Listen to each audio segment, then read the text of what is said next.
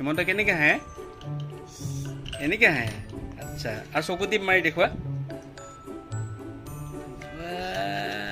I love you দেখাই দিয়া I love you two কেনেকৈ গান গায় এনেকৈ এটা চকু কোনটো হয় নাক কোনটো হয়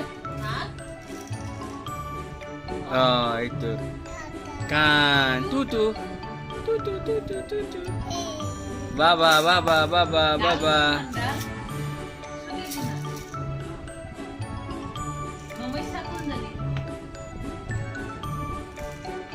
নমস্যা হেল্ল' নমস্যা গগৈ কি কৰিছা ঠিক আছে